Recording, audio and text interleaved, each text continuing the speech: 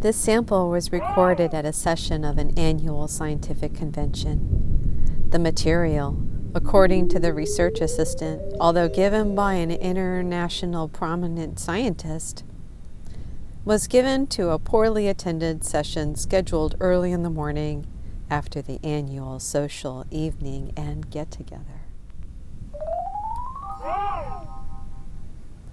One would have hoped, I'm certain Grandfather hoped, that once mankind had proved to them that God is dead, or at least seriously ill, mankind would have given up its blind allegiance to traditional religion. The era of peace and plenty and universal otherhood would have arrived, and we would have seen, without using the churches as granaries for bumper harvests, that would have resulted anyway. No such thing happened. Quite the contrary. As in painfully evident to the delegates in the hotel lobbies and on the streets of this lovely city, now that God is dead, mankind is more devoted than ever to the musty old religions of the past. We are faced this morning with two questions. How has this come about, and what can we do about it? Now I know that some of you are asking yourselves, or even each other, what on earth or in heaven has all this to do with coldly scientific meeting of a body of scientists intent on exchanging information of new developments in biochemistry, biophysics, and biopolitics? I think I may ask your indulgence, and if you would but grant it, I assure you that the relevance will be clear as I proceed. The fact is that men of science face a distinct challenge from a resurgent religion. If we do not meet that challenge and face it down, we must face up to the strong possibility that there will be no biochemistry, no biophysics, not even any biopolitics, but only pious biology or biopiosity, in either case a new entity with far more bias for the pious than the bios. Gentlemen, when I contemplate this situation and situations, these distinct possibilities, I have the sickening feeling that I've been here before. Or, to speak bio-optically, the feeling of the deja vuing. The feeling arises from the fact that I have indeed been here before.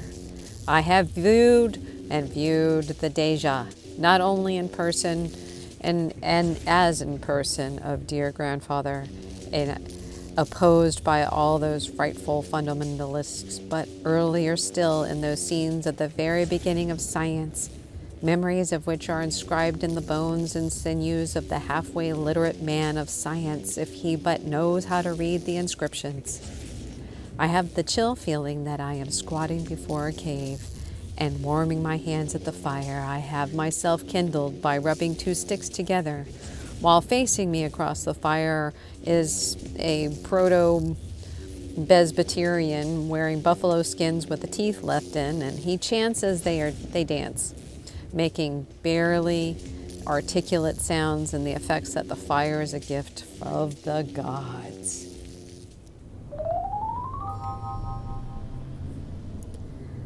Flattering, of course, but frustrating, too, to one who would bring light as well as heat to man.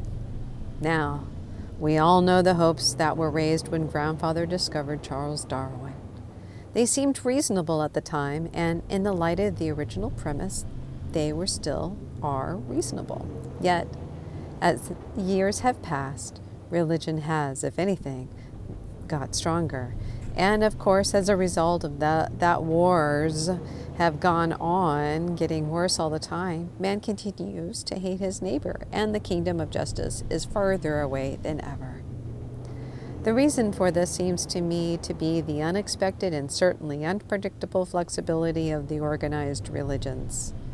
When we demonstrated beyond doubt that the world had not been made in 6 20-hour days, we had every right to expect that the dope and the barking Bishop of Canterbury Eggs would simply just slink off the stage of history, overcome with confusion.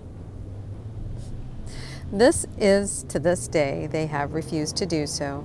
On the contrary, they have joined hands in the Anglo-Latinary interlineary chorus that have blandly bleated and repeated, but look at what happened on the seventh day.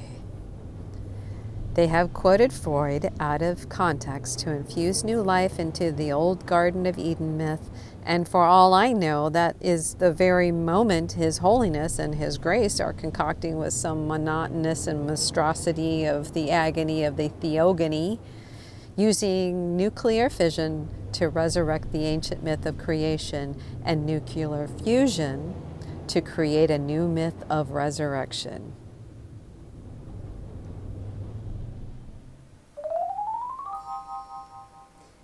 It's enough to make a man doubt the eventual and inevitable triumph of science. Not really, of course. Religion and science have a long history together, gentlemen, and well they might, for both came from the single ancestor, magic. I'm as aware as you are that for some years we've been brooding it about over the only religion came from magic and science came from the other sources, such as Galileo and Fig Newtons and Charles Darwin and my grandfather. As things have turned out, that information was imprecise.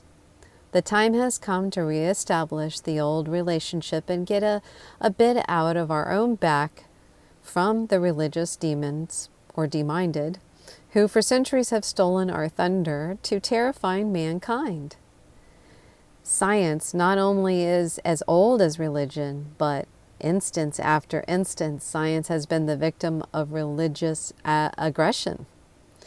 The time has come to reverse that relationship. Since the introduction a few years ago of science of religion has had virtually no effect in destroying religious belief, the time has come for religion of science. That too is older, and older than you might think.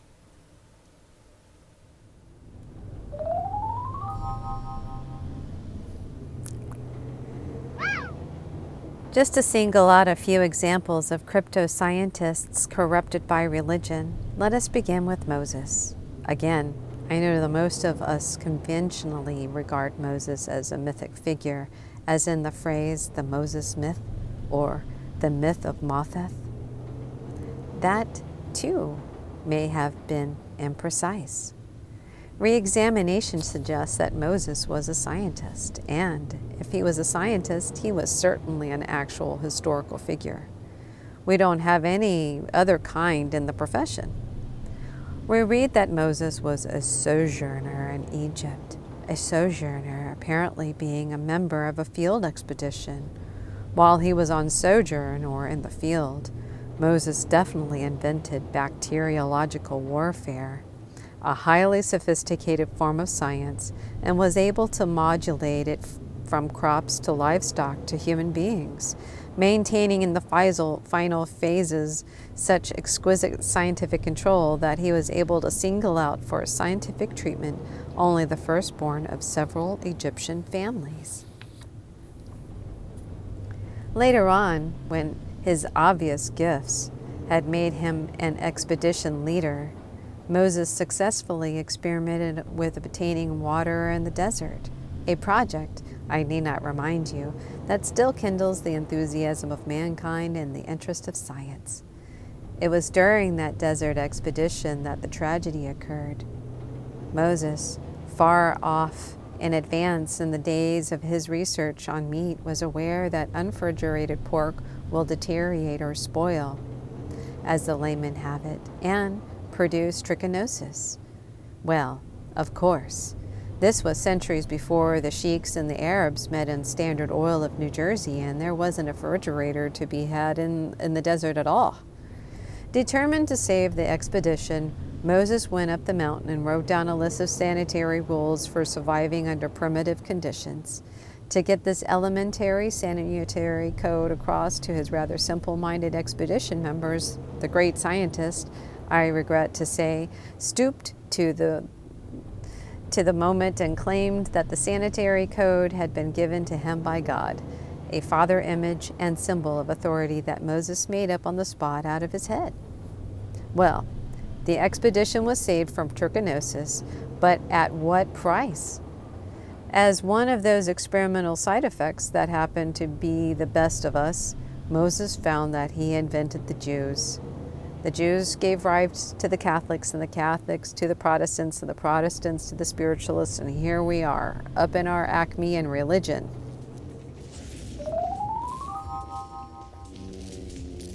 Another first-rate scientist was Gregory, or better known as, I'm sorry to say, as Pope Dope Gregory the Great. Gregory specialized in astronomy and calendar reform, and he reformed the calendar very well, although it would be better if New Year's Day were United Nations Day.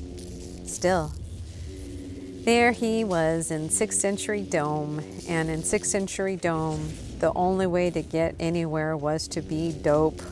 So, Gregory did just that. Immediately, the church moved in and filled his fine new calendar to overflowing with feasts and fasts and holidays and holy saints and holidays and saints' days and days for special collations and yeah, that kind of thing. That happened with those people. I suggest, gentlemen, that we have taken this kind of treatment quite long enough. I suggest that we strike back.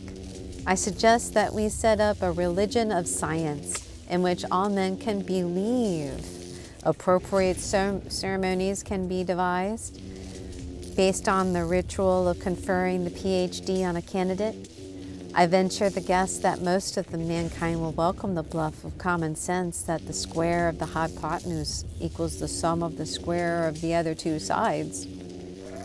And that's after centuries of the Trinity, predestination, anti-disestablishment, mentarianisms, and the clerical fascism of fashion.